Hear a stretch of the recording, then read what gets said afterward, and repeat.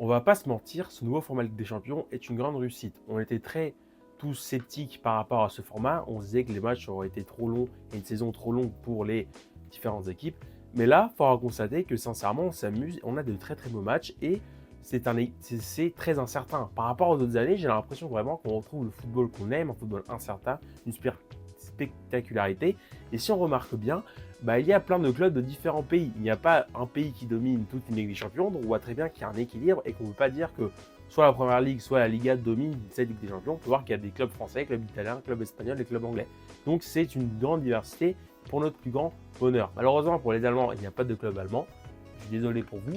Mais bon, pour les Français, Espagnols, Italiens, tout ce que vous voulez, regardez cette vidéo parce que ça vous concerne. Car aujourd'hui, on va parler donc de ces 4 clubs qui sont en lice et qui va donc remporter cette Ligue des Champions.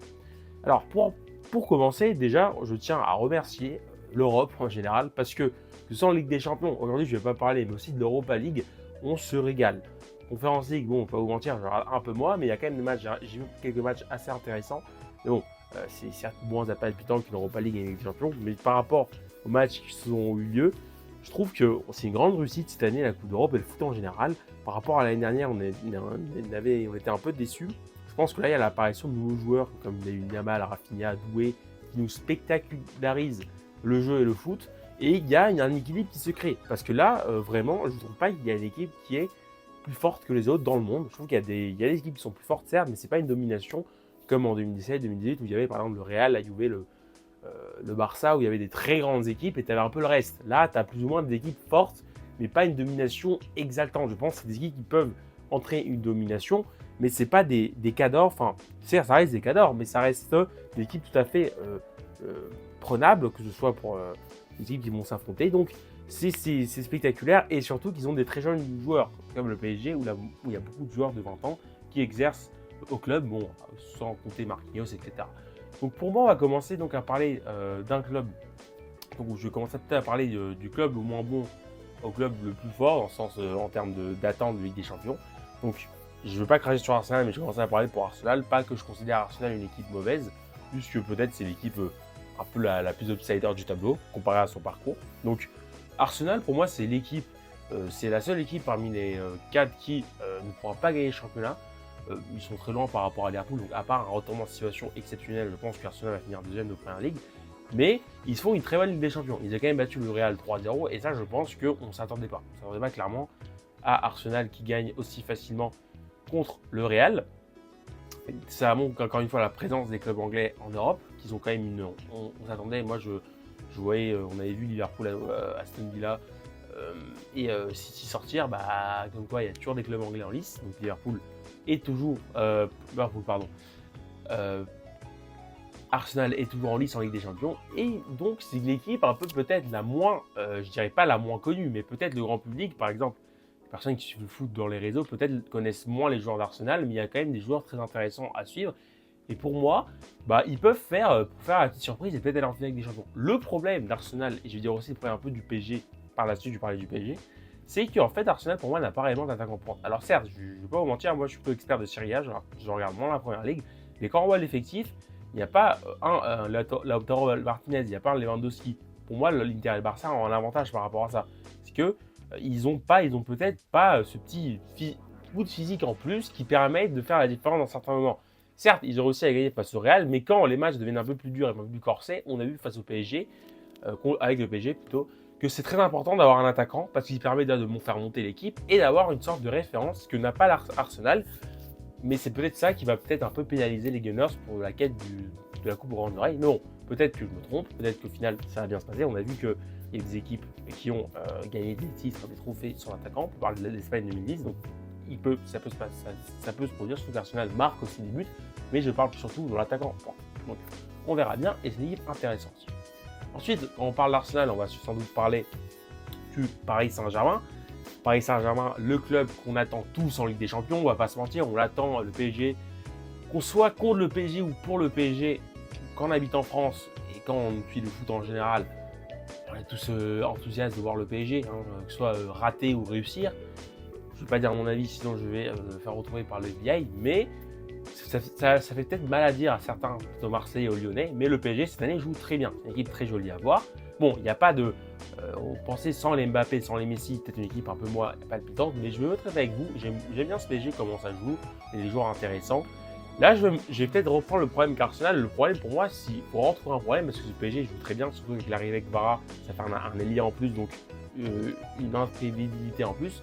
Ce que j'aime beaucoup, c'est que c'est une équipe qui joue très rapide, qui je trouve qu'il y a une sorte de défaut en Europe ces dernières années, qu'il y a beaucoup de joueurs qui ne prennent pas là, ils ne vont pas en 1 contre 1, ils vont toujours au centre, un peu comme Politano à Naples.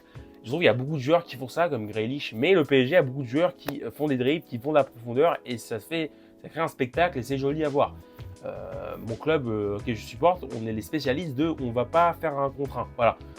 Donc, ça est que j'aime bien cet aspect-là du PSG, ils ont une très bonne défense, mais pour moi, il y a 2 problèmes, pour pas trouver le même problème qu'Arsenal. Bon, comme je l'ai dit, le problème de l'attaquant, mais aussi le problème pour moi que le PSG, en fait, joue dans un championnat qu'il n'y a pas de grosse concurrence.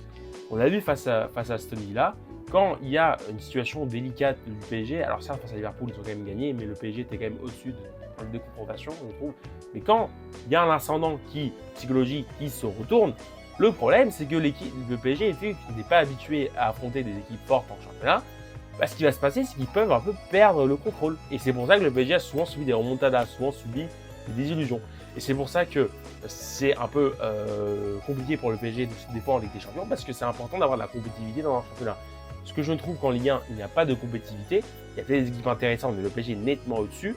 Et vu que le PSG n'a jamais gagné la Ligue des Champions, bah, c'est compliqué de gérer ces situations-là. Face à Aston Villa, pour moi, je vais être honnête avec vous, s'il n'y avait pas Donnarumma et il n'y avait pas Pacho à la fin, le PSG serait éliminé. Parce qu'Aston Villa avait pris l'ascendance psychologique, avait pris le dessus sur le Paris Saint-Germain. Donc ça aurait été compliqué pour le PSG. Mais le truc qu'on peut se dire que ça va, on va dire, encourager le PSG, c'est que le PSG a de la réussite face au club anglais, dans le sens qu'ils ont gagné pas mal de matchs. Donc, psychologiquement, ils savent affronter les clubs anglais. Plus ou moins, les clubs anglais ont une manière de jouer plus ou moins similaire. Que ce soit on est bon à domicile, moins bon à l'extérieur. Même si Arsenal, c'est un peu plus différent qu'Aston Villa.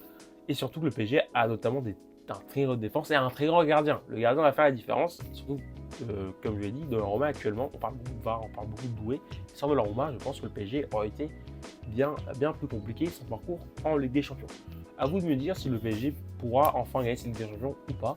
Moi, je vous dis mon avis, je pense que oui, peuvent aller en finale. Après, gagner, je ne sais pas. Je pense que gagner, ça va être un peu compliqué. On va parler ensuite du deuxième affrontement. Comme je vous ai dit, je parle en bloc. Donc, on va parler de l'Inter et du Barça. Je vais commencer à parler de l'Inter et le meilleur pour la fin. Pour moi, l'équipe la plus forte sur le papier, c'est le Barça. Donc, on va se tenir le Barça à la fin de cette vidéo. L'Inter, c'est l'équipe là très intéressante à voir. C'est la classique équipe italienne qui va en avant en Ligue des Champions. Grande défense, grand milieu et grand buteur. Si on veut trouver un peu les points sur les d'Inter, c'est que l'Inter joue plusieurs tableaux. Ils ont aussi le championnat et la Coupe d'Italie. Et le problème, c'est que le championnat, c'était en Italie, c'est très tendu.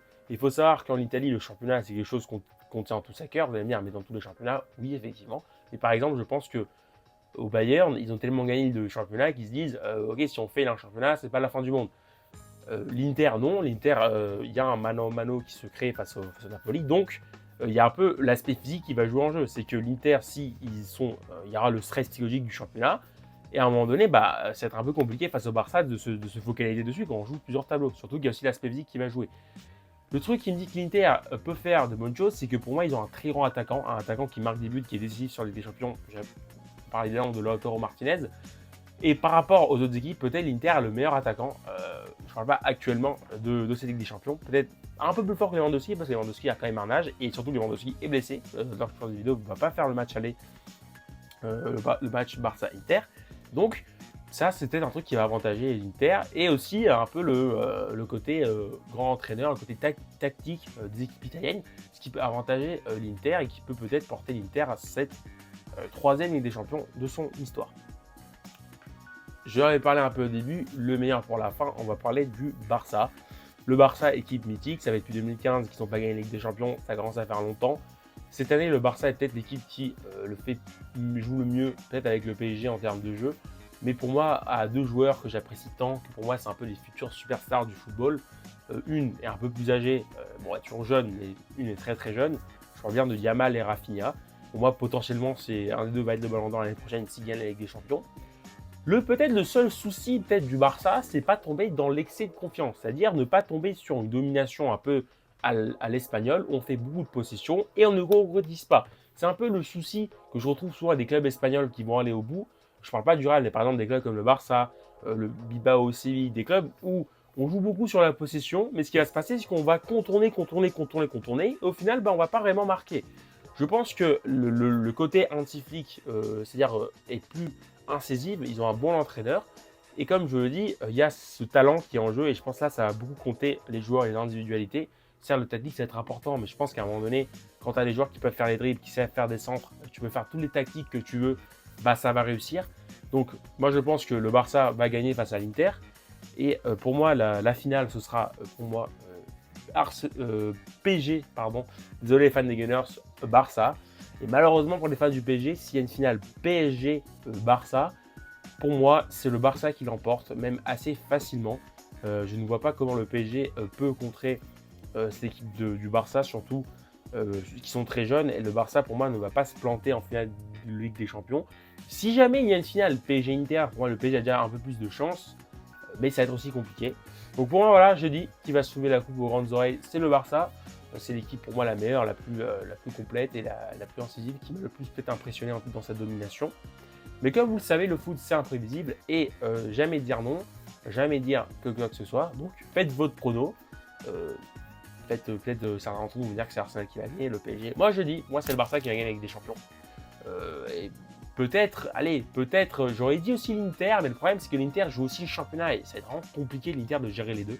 Ils ont l'effectif, mais moi c'est compliqué en foot actuel de gérer les deux championnats comme ça. Donc faites-moi savoir, regardez bien les matchs, moi je regardais bien les matchs, et on se retrouve en fin d'année pour le débrief complet de cette Ligue des Champions. On va savoir qui va gagner cette Ligue des Champions, et on saura qui va gagner. Donc bisous, vive le sport, vive Radio Check, et on se retrouve très vite pour une nouvelle vidéo. Peace.